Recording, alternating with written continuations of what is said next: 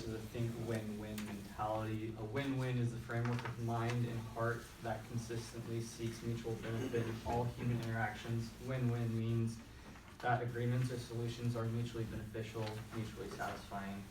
One of the things that we'd like you to do with number 1 in the bottom right-hand corner is think of a win-win relationship that you have in your own life, and take about 30 seconds to think of this relationship.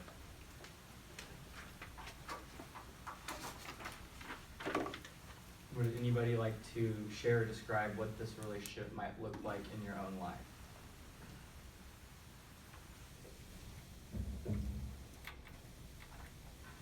Brittany. I have 3, and I said dating relationship, parents, and then siblings. Very good. So a win-win relationship, like Jared said, it's all about mutual benefit. It includes self-awareness, imagination, interdependence, and just relationship with others. There are no losers when it comes to a win-win situation, as you can tell. It's all about cooperation instead of competition. An alternative to the win-win is the win-lose. This is an authoritarian approach, stating I win, you lose, or I get my way and you don't. Those with the win-lose mindsets use their power, position, or personality to get their way at the cost of another. We've all grown up in this win-lose society, competitions, sporting events, even in the classroom, how grades, you're over someone else, you win, they lose. We're scripted to think that way. This is also pushed even in our law. People go to court, there's obviously a winner and a loser. However, our world is an interdependent one, and when results depend on cooperation between individuals and parties, the win-lose mentality is dysfunctional. I lose, you win. Go ahead, have your way. Step on me again. Everyone does. I'm a loser. I've always been a loser. I'm a peacemaker. I'll do anything to keep the peace. These are some things that a lose-win situation person might have. That they are willing to have no standards, no demands, no expectations, no vision in order to please somebody else. They have little courage or to express their own feelings. One of the issues with a lose-win situation is people can bury a lot of emotions, and a lot of buried emotions can get uglier later down the road. One of the issues that Covey had described was psychosomatic illnesses, particularly of the respiratory, nervous, and circulatory systems, often in the reincarnation of cumulative resentment, deep disappointment, and disillusion. So the next one is a lose-lose relationship. People in these relationships are often blind to everything except their desire. They don't mind stepping on other people to get to these situations, so it creates a bad relationship for losers. It's often focused on revenge instead of cooperation and coming together. People in these relationships, it's like a philosophy of a highly dependent person. Another mentality is to think simply win. It's not about making someone lose. That's just irrelevant to people with this mentality. It's more about them winning. You see this commonly in our everyday negotiations, arguments. You have an argument with your roommate. You're not really thinking about them losing. It's more about you winning. When it's about securing one's own ends and leaving others to secure theirs. Covey goes on to discuss a win-win or no-deal situation, which he described as being the best situation possible. Win-win or no-deal situation, the no-deal means that if we cannot find a solution that benefits us both, we would rather agree to disagree agreeably.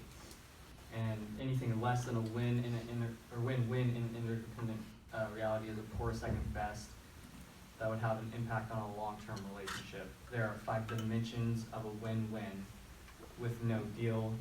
This involves exercises of unique human endowment, self-awareness, imagination, consciousness, and independent will in relationships with others. There are the 5 characteristics being character, relationships, agreements, supportive systems, and processes. Through character, we find freedom from principles that are integrity, maturity, and abundance mentality. character, integrity, we place on ourselves. This is the value. Habits 1, 2, and 3 go to develop these values within our core. Maturity is the balance between courage and consideration, the ability to express one's own feelings, convictions, balance with consideration or thoughts of feelings of others. Respect for this quality is deeply ingrained in the theory of human interaction, management, and leadership. The third principle is abundant mentality. This is where there's plenty enough for everyone. Abundant mentality flows out of deep inner sense of personal worth and security. There is plenty out there, enough for everyone. So the next one is for relationships. So relationships are built on trust. Everyone knows this. And through trust, you build openness and you become better friends with people. You create better relationships. Relationships are just built on trust. And then the next one is agreements. So agreements help to clarify and manage the expectations between the people. There are 5 different elements when it comes to agreements. They are desired results, which are what you're trying to get out of this agreement.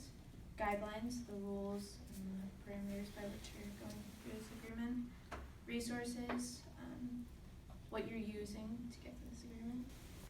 Accountability, which is the standard for execution, and then consequences, which can be both good and bad. And it's what comes out of the agreement. The final 2 are supportive systems and processes. So these systems and win-win scenarios can only survive in a system that rewards it. So if you say, oh, we're in a win-win environment, but you're rewarding the win-lose, obviously the win-lose would be more prominent mentality. And that's not to say that competition is bad. Competition can be beneficial when it's between 2 places that don't require interdependence. So 2 branches of a corporation, or you're comparing this year's numbers to last year's numbers. Those can be good competitions in the supportive win-win system. But for that win-win to work, you just need the system at every step, from training to end goal higher tier positions that support it. And then we have processes. So processes separate person from problem. You need to focus on the total interests and not the positions about them. You need to invent options for moral mutual gain with an objective that both parties can agree on and both parties win at. So Covey lays out 4 steps of this. The first one is to see the problem from the other's point of view. Seek to understand and express the other's needs and concerns in the problem. Second one is identify key issues and concerns involved. Third one is to find results that constitute a fully acceptable solution. And finally, Covey says to identify new options to achieve mutual results. So win-win isn't a personality technique, it's a paradigm of human interaction, working on the last 3 habits, and then the paradigm of interdependence. It comes from a character of integrity, maturity, and the abundance mentality, growing out of high trust relationships, which usually take a lot of time to foster. On the right-hand side of the page, we have application suggestions. With Brittany's example, we saw that a win-win situation was more in your personal life with your family, friends, and siblings. Covey talks about work relationships. On number 4, it says, identify key relationships in your life, give some indication of what you feel the balance in each of the emotional bank accounts, which we learned with the paradigm of independence. And I want you to think about some work relationships that you could have or you do have outside of the win-win idea. Think of some lose-win, lose-lose, or win-lose situations. Take a couple minutes and then we can come back.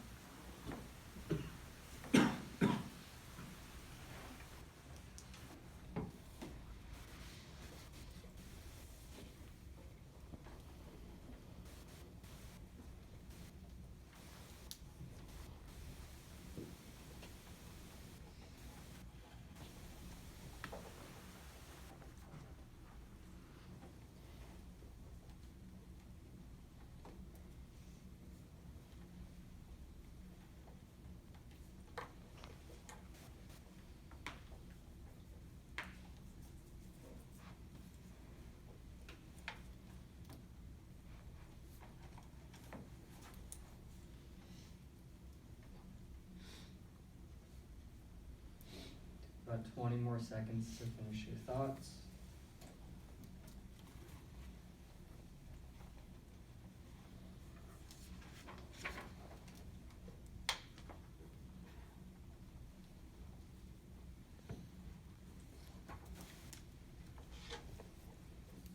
And let's come back as we're finishing these thoughts. Personally, when I was thinking about this, a lose-win situation for me in a work area would be me putting out all the effort into, in my situation, an athlete, and them doing nothing for themselves. So I'm always providing, but they're not doing anything to help themselves. That was part of something that I was thinking. Does anybody have an example in their own life, work situation that you guys might want to share?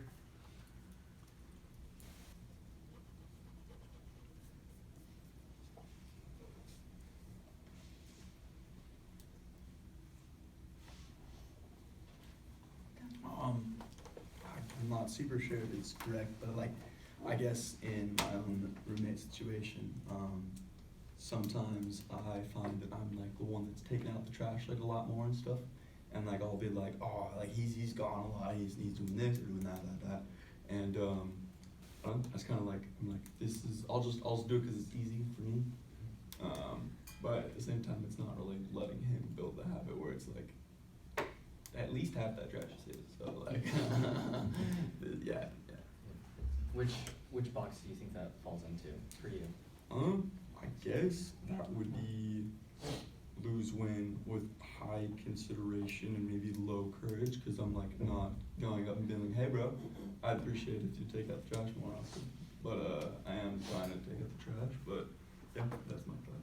Yep, that's perfect. Does anyone else have anything they want to share? No? Does anyone have any questions? I was just wondering, do you think it kind of depends on your personality type too? Like whether or not you're a naturally confrontational person? I feel like most of your situations would be more win-lose because you would have more courage.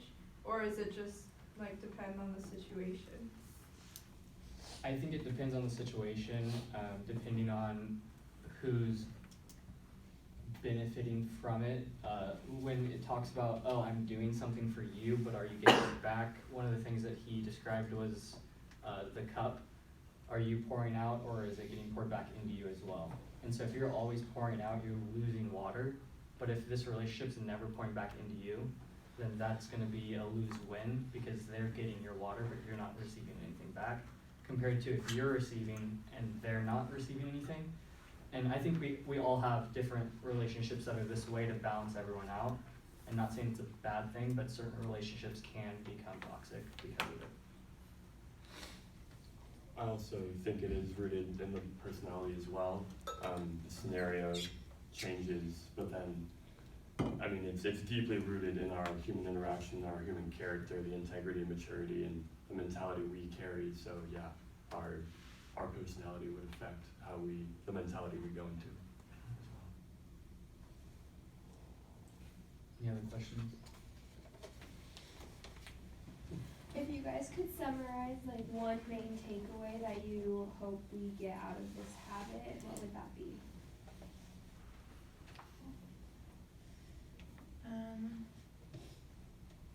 I think it's just, I've seen with me that I've started to look more closely at my relationships, and I'm starting to see where I'm putting in more than the other person, or where this other person is putting in a lot more than me. I think it's just looking at your individual relationships and just taking into consideration like their feelings, or like even your feelings. Like sometimes in relationships you don't look at how you might be feeling at that time. So I think a big takeaway for me is thinking about relationships and, oh, does this relationship benefit me, or are they only being benefited? And not saying that each relationship is a bad thing, because certain things happen in life, that's how it happens, but if we could end up getting more win-win situations and relationships in life, I feel like that's going to then change the way you see the situation and be like, oh, this is beneficial, I'm more excited to go here, happy to go here, instead of going, cool, I'm gonna leave here drained, because this is how it always happens.